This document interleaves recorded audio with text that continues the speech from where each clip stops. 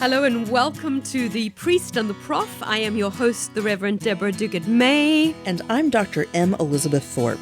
This podcast is a product of Trinity Episcopal Church in Greece, New York.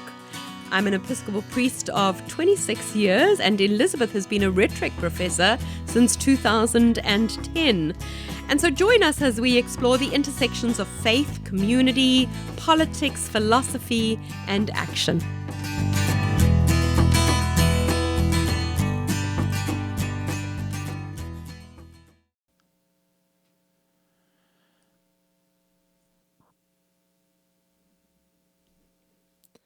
Hello and welcome. Today, producer Carl is with me again, so everybody be nice to him. We're talking about something a little bit different, but it is as important to our spiritual lives as just about anything else we have covered, and that is anger. Now, it may not seem like it, but anger is just as an important part of our emotional and spiritual development as really anything else. We learn how to regulate our emotions as part of our emotional and social development, and figuring out what to do with anger is a big part of this. Just as a completely anecdotal and non-academic observation, I see a lot of this in people younger than me right now, specifically in the struggles of young men. Now, more than at any time in history, men are expected to manage their emotions in intelligent, empathetic, and sensitive ways. Before, they have not really been expected to do this, and now they are not equipped to do this. The result is a huge backlash and the advent of what is called the manosphere. Men are convinced they are being held to impossible standards, and women are just asking men to be basic humans. The result is a lot of frustration, alienation, and the result is a male loneliness epidemic. Much of this is because of an expectation that people learn to manage their anger and aggression. But anger is not new to the public. Anger has been an important part of American rhetoric since its founding. In 1741, Jonathan Edwards delivered his famous sermon, Sinners in the Hands of an Angry God. At that point, sermons were very much a part of public discourse. They were the public speaking of the day. The sermon, which is quite long, is based on one single verse. I think I've talked about it before. This is Deuteronomy 32:35. Their foot shall slide in due time. So, starting out very positive. And the whole sermon, the entire thing, is about how God has the power to send us to hell. Have a few tastes. There is no want of power in God to cast wicked men into hell at any moment. Men's hands cannot be strong when God rises up. The strongest have no power to resist him, nor can any deliver out of his hands. He is not only able to cast wicked men into hell, but he can most easily do it. Or, my personal favorite, the God that holds you over the pit of hell, much as one holds a spider or some loathsome insect over the fire, abhors you and is dreadfully provoked. His wrath towards you burns like fire. He looks upon you as worthy of nothing else but to be cast into the fire. He is of purer eyes than to bear to have you in his sight. You are 10,000 times more abominable in his eyes than the most hateful, venomous serpent is in ours. Right? Cheerful stuff. Historically, we have been taught that God is angry. It's a bit of a paradox. God loves us and wants to show us mercy. But the reason we need mercy is because we are so awful. But Jesus has very different ideas about anger. Jesus does, in fact, get angry. Many people, especially girls and women, have been told it is wrong, sinful, or improper to show anger. Friends, that is a tool by those in power to keep you in line. It's why women are told over and over again they are too emotional and they need to keep it together. Because women have things to be angry or sad about, and if we let that go, somebody might have to be held accountable. But anger is not a sin, and I know it's not because Jesus got very, very angry. Jesus got angry when he called Peter Satan. Jesus got angry when he flipped over tables in the temple. The difference is that Jesus didn't get angry at people who were annoying him with their problems. He got angry at the people who were causing problems. He got angry at religious leaders and merchants. He got angry at the rich and the powerful. Jesus got very angry, but not at the everyday people around him. Jesus wasn't angry at the sinners in his midst. He was angry at the people who put them in a position where they were disempowered. Often we even try and sanitize his anger. Take the widow's mite story.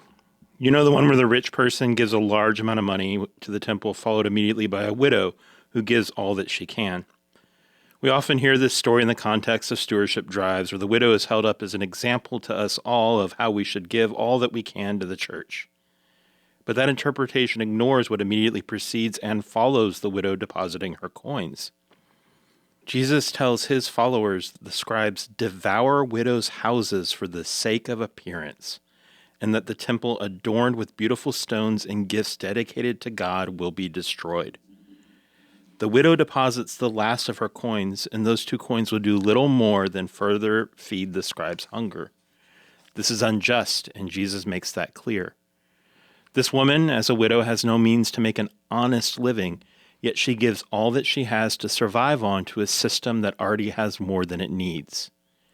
Is the temple system all that different from economists and politicians telling people to give up Starbucks and avocado toast so they can afford skyrocketing gas prices and the housing market that hasn't kept up with inflation since the 1970s? Who is benefiting from those ever-increasing costs? Surely not the people who need the most help. So we've talked about God being angry with us and Jesus being angry with the institutions that promote injustice. But what about us being angry with God? I remember talking to a religious leader in college shortly after my grandmother had died. I was told that everything that happened, good or bad, was part of God's plan, and we were expected to accept it and be grateful at all times. I was told that I needed to think of God as a parent who knows what is best for me, and I just needed to accept everything and be thankful. So when my grandmother died, it was God's plan. If I couldn't accept that, it was sinful. God, I was told, picks and chooses who should suffer, and we should be glad about it because that suffering was somehow good, because it was in furtherance of God's plan. Is it any wonder then that I rejected the idea of a God who was beyond question and ended up an atheist for many years? But God's story as told through the Bible doesn't bear that out. The prophets of the Old Testament did not accept that the world was the way that it was because of God's plan. The Bible is full of figures who express anger, not just at other people, but even directed at God. Jeremiah says, "You will be in the right, O Lord, when I lay charges against you, but let me put my case to you. Why does the way of the guilty prosper? Why do all who are treacherous thrive? You plant them and they take root. They grow and bring forth fruit. You are near in their mouths, yet far from their heart." The prophet Habakkuk rails against God, saying, "Your eyes are too pure to behold evil, and you cannot look on wrongdoing. Why do you look on the treacherous and are silent when the wicked swallowed those more righteous than they?" The prophet saw fit to question God and demand justice. Why can't we? Why do we tell people who are suffering that they should not express their anger and frustration with God? Why do we just accept suffering as the plan and will of a loving God? Jonathan Edwards says that we have to accept that because we are worthy of nothing but suffering and damnation. God is rightly so disgusted with us that he has to hold his nose and accept us rather than destroy us. Is that love? How is that any different from telling an abuse victim that they deserve whatever their abuser does to them? Elizabeth will tell you that the idea that we are all worthless and repulsive in the eyes of God hasn't gone away. Many Christians hold on to the idea that they are abject sinners and it is only through unearned and unfathomable grace that God deigns to save us from damnation. This leads to harmful rhetoric like hate the sin, love the sinner, that is used against the LGBTQ plus community, like it is supposed to be so gracious and loving to call someone's God-given identity something worthy of hatred. I think that there is something to discuss there about how we are told to love our neighbors as ourselves, while at the same time we are told that we are wretched creatures unworthy of love. If we are taught to hate ourselves, then why would we need to extend love to anyone else? But that's probably a topic for a different episode. But what if we just stop doing that? What if we instead assume that all living creatures are worthy of love, respect, and salvation? Shouldn't we be allowed to be angry if they're not? One thing I think it is important to me that we get across today is that it is not wrong for you to feel anger. If you've ever been to therapy, you've probably been told many times that your feelings aren't wrong. We have to feel our feelings. Anger is one of those. But as is often the case, you have to get to the root of that anger. When we hear people who are angry speaking in public or trying to advocate for themselves, we often react very differently based on who they are. For example, Jasmine Crockett just lost a primary in Texas to James Tallarico. I'm not here to tell you who was a better or worse candidate, but I can tell you what people said about them. Crockett was seen by many people as unelectable. She was too volatile, too angry, too hostile.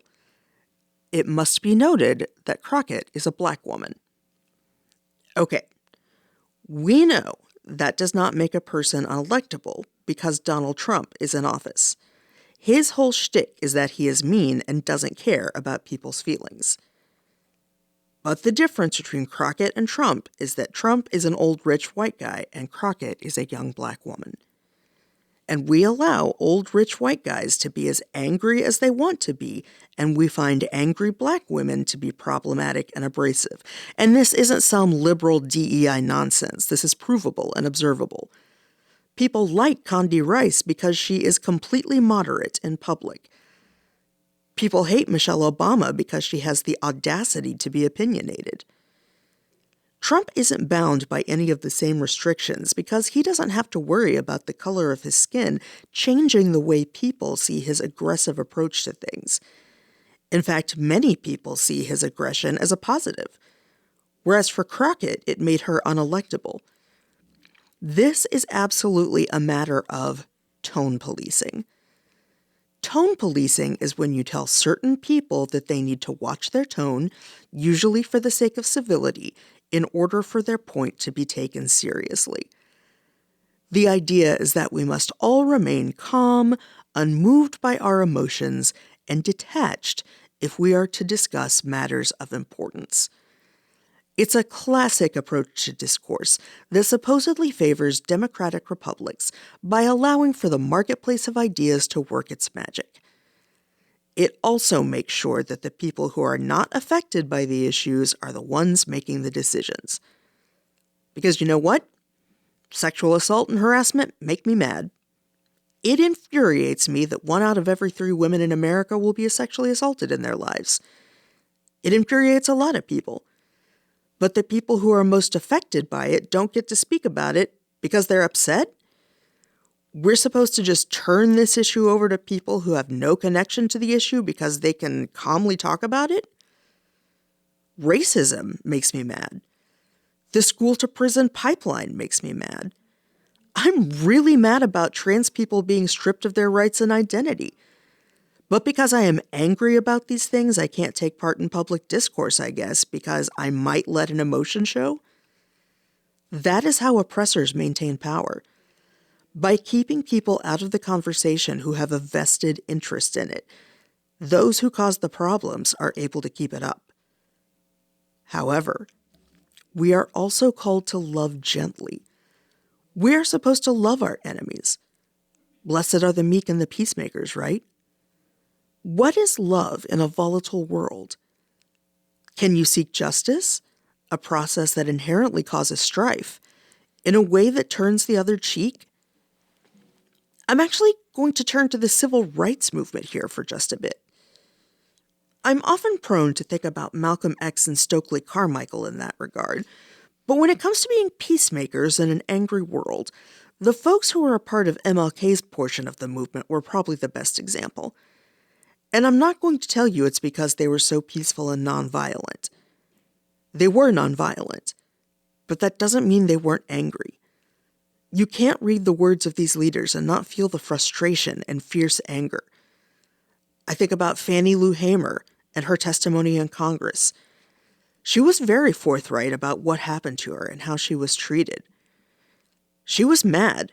She was mad she couldn't vote, and it inspired her to get people to the polls. So consider the protesters of the civil rights movement. The protesters were peaceful, but anyone who says the movement was is whitewashing it in unhelpful ways. Because the civil rights movement was terribly violent. It's just that the violence came from the state. We've seen the pictures. We've seen the dogs and the fire hoses turned on the protesters, and we know non-state actors went as far as to set bombs in churches and set fire to homes. The civil rights movement was incredibly violent, but the violence came from white folks who were acting against progress. So this question of how we can be angry and gentle at the same time is front and center. The civil rights movement was a group of people who were collectively angry on both sides. One worked together to harness their anger to make the world a more whole and loving place. The other side just shows themselves to be monsters. I want to go back to the idea of God as a loving parent who knows better than us for a minute. Who among us hasn't been angry with our parents at some point in our lives? Maybe it was something as simple as we didn't like the rules they set forth in their household because they felt they were unfair. Maybe a parent hurt us or failed to protect us. Maybe a parent refused to let us live our lives in the way we want without judgment. Whatever the reason, no matter how small or seemingly insignificant, we have all been angry at our parents. Same goes for those of us with children of our own. Every parent has been angry with their children at some point. We get angry because our kids don't follow our rules. We get angry because our kid makes decisions that we feel aren't in their best interest. We get angry because our kids are angry at us. We can say the same thing about siblings, spouses, and friends. Anger is a part of relationships. In a lot of cases, I think that anger is very much like the anger expressed by God, the prophets, Jesus, and even the civil rights leaders Elizabeth just talked about. That anger is rooted in a feeling like the deity, person, institution, what have you, hasn't lived up to our expectations, to the ideal we have. The prophets were angry that their people were oppressed by nations who were more powerful than them. Jesus was angry that the religious leaders were corrupt and enriching themselves rather than caring for the poor and the marginalized. The civil rights leaders were angry that our country claimed liberty and justice for all and then refused to provide it based on the color of one's skin. We're angry at our parents because they are supposed to be the arbiters and first teachers about love and fairness and protect us. We're angry at our kids because they are supposed to take the lessons and examples we provide them and live them out in a way that we envision for them. Anger that someone or something hasn't lived up to our expectations is rooted in and requires some kind of a relationship with whomever or whatever you are angry with. And the question then becomes if that anger is a means to better that relationship, or conversely, a reason to destroy or harm that relationship. But if there isn't a relationship there, and the expectations that come from that relationship to be angry about, then you're just screaming into the void. Ultimately, I think anger can be righteous. But for me, the question is, what are you angry about? If you're angry about your kid's tattoo or what they're majoring in, honestly, get yourself together. In no way is that a justifiable thing to be angry about. If you're angry about getting the wrong coffee order or losing the parking space you wanted, just, go home. You're not really fit to be in public at that moment. But if you're angry about injustice or inequality, then that's righteous. If you're angry because of hurt, that's an opportunity to make a relationship whole. God is not asking you to put your sense of justice or even your emotions away. God is asking you to harness them for good. Thank you for listening to The Priest and the Prof. Find us at our website, priestandprof.org. If you have any questions or concerns, feel free to contact us at podcast@priestandprof.org. Make sure to subscribe, and if you feel led, please leave a donation at priestandprof.org/donate. That will help cover the costs of this podcast and support the ministries of Trinity Episcopal Church. Thank you, and we hope you have enjoyed our time together today. Music by audionautics.com.